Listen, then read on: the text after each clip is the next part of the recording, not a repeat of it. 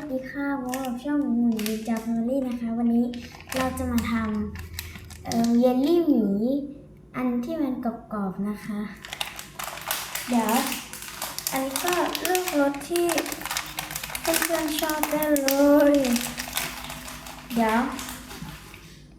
ก็เป็นกล่องใหญ่หรือกล่องเล็กก็ได้มีแค่ตาม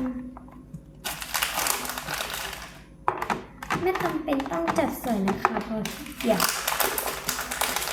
นี่เลยค่ะแบบนี้แต่ขอให้เรียบร้อยนิดนึงก็ยังดีค่ะนี่ค่ะเดี๋ยวเราจะละเลงไปเรื่อย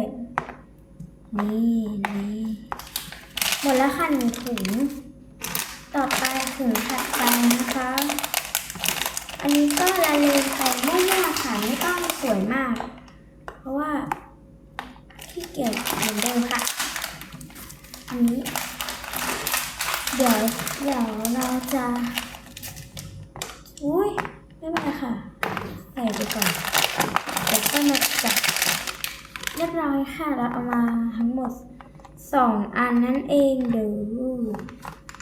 มันก็สวยแหละมั้งเดี๋ยวเราก็จะใส่อันเนี้ยน้ำสไปซ์โอ้ซ่ามากเดี๋ยวที่เหลือเอาไปกินโอ้ซ่ามากทุกคนเสียงเลยสู้ซ่าอยากให้แบบเห็นมากเลยเดี๋ยวค่อยไปเห็นแล้วกันเดี๋ยวเราจะเอาไปแช่ตู้เย็น1 ชั่วโมงไปกันวันนี้ไม่มีตากล้องนะคะตากล้องกลับบ้านแล้วแป๊บนึง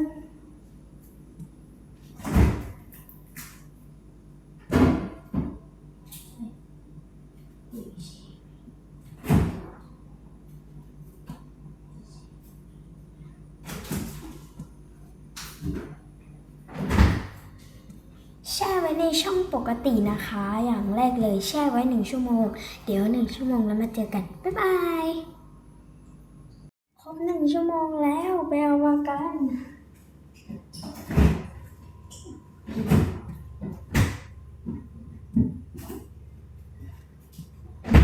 ได้น้องมาแล้วโอ้นี่น้องน่ารักมากวิน้องตัวใหญ่ขึ้นเดี๋ยวเอามาก่อนจะเอาหน่อย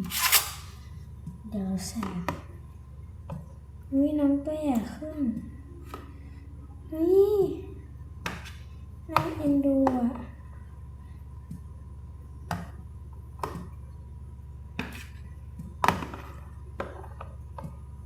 ดูถ่ายติ๊กต็อกเพลินไปหน่อย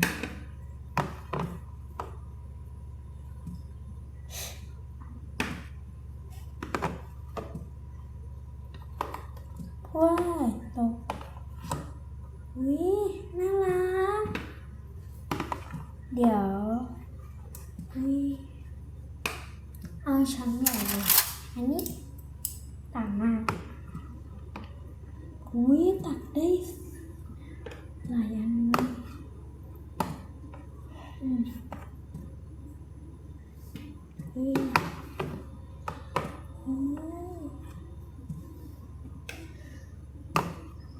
และอันนี้จะเอาไปทำอะไรเนี่ยแต่ว่าแบบทึ่งมากมันตัวใหญ่ขึ้นน่ารักอ่ะ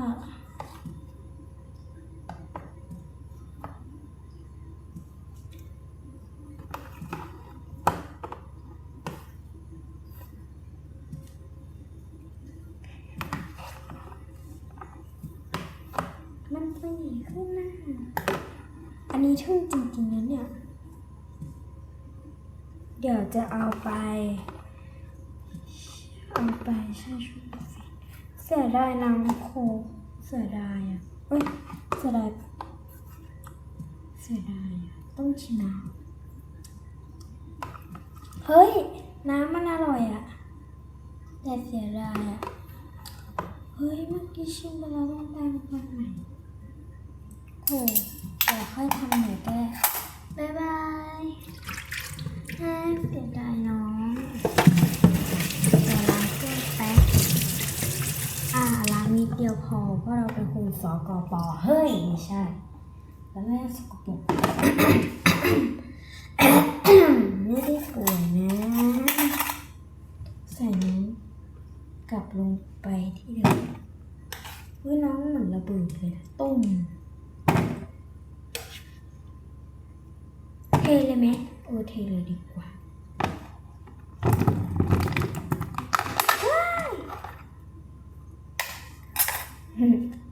เดี๋ยวให้ดูหน้าตาหนอนน่ารัก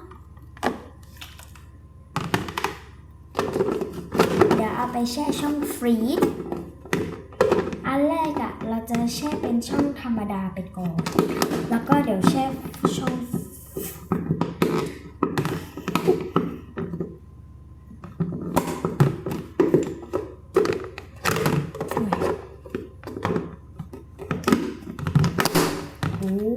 ไปแช่ช่องฟรีซ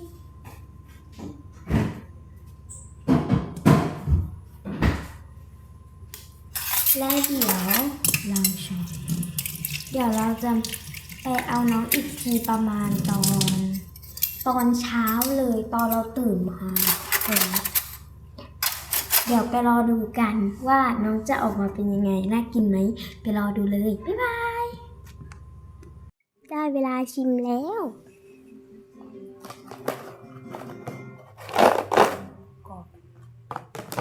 ฉันจะเลิกหลับตาตอนตก มันเคี้ยวง่ายแล้วก็กินง่ายมากก็คือเป็นแบบนี้ต่อไปไม่ดีแน่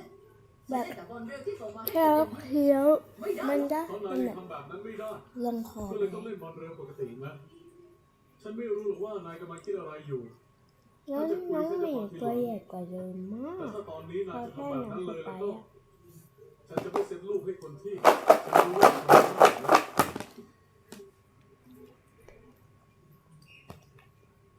เสริมสวยคุณอาซาฮิโทษทีรับด้วยโอเคเข้าใจที่พี่จะมาแต่การที่พี่หน้าต่างกับทะเลเอามาเลื่อนดูตึงๆใส่ข้างในมันเหนียวๆของใส่ต้องแช่ต่อใช่ไหมคะ เซฟบล็อกฟรีบอลแต่ไม่ใช่แค่เดี๋ยวขอเอาไปแช่ก่อนแต่มันยังไม่แบบมันยังเหมือนเลยเหมือนทำมาแต่ว่ารูปร่างมันได้แล้วโอเคเป็นแบบนี้ไม่ดีนะสิ่งที่พวกเรารู้สึกมาตลอดที่หน้าตาเริ่มพูดออกมาแล้วสินะตอนนั้นความกลัวที่แปลกประหลาดถ้าเป็นแบบนี้ต่อไปคงเดินไม่ได้ต่างที่ความโลภกำลังโตขึ้นเรื่อยๆทำให้ดูเป็นตัวอย่างนะจริงแน่เราเจอกันค่ะบ๊ายบายไปดูไปเวียลี่แมแช่แข็งกันคือแช่มาหลายวันมากแล้วควรแข็งได้แล้วกินทุเรียนใครชอบทุเรียนกดไลค์นะเดี๋ยวถ้าใครไม่ชอบก็กดเหมือนกันใครไม่ชอบก็กดเหมือนกันนะเดี๋ยวพ่อนะ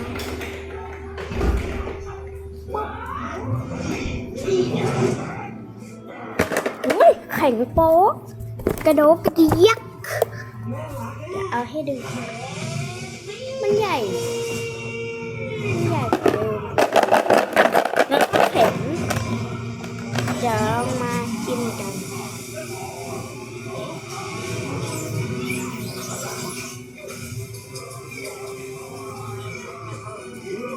เฮ้ยอุ้ยเย็นฟัน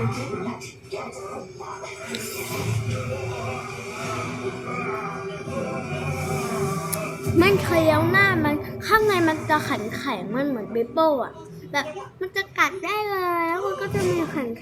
ข้างในอร่อยถือว่าสำเร็จเป็นแผงเลยนี่ไงสาเหตุที่เราต้อง ถ้าเราอ่ะต้องแยกให้มัน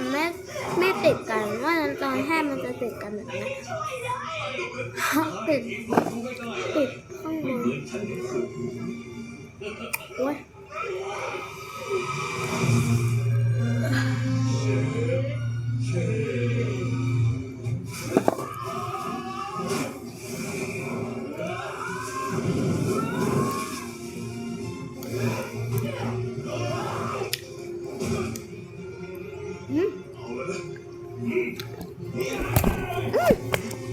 มาเหนียวแต่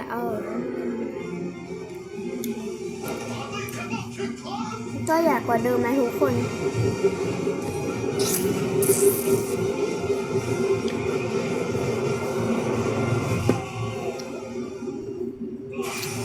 เรียนไปถือว่าสำเร็จจบแล้วจ้าอย่าลืมกดไลค์กดแชร์กด subscribe ให้ด้วยนะบ๊ายบาย